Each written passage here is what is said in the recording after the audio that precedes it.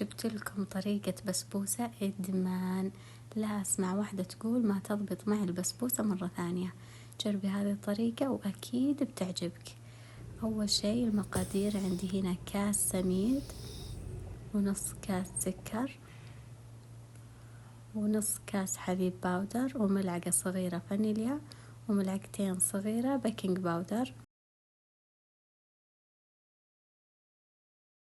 وهنا حطيت ملعقتين جوز هند، هذه الفقرة اختياري.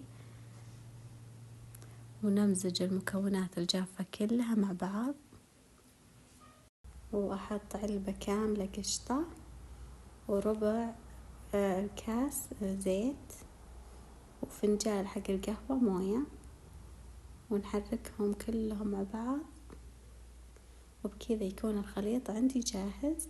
ونجهز الصينية بايركس ونكون مسخنين الفرن 180 درجة.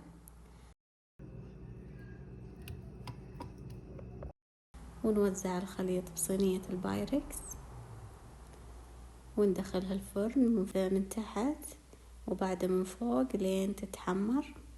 وهنا نسقيها بحليب مبخر وملعقة نستلة ونقطعها بعد ما تبرد. وبألف عافية عليكم.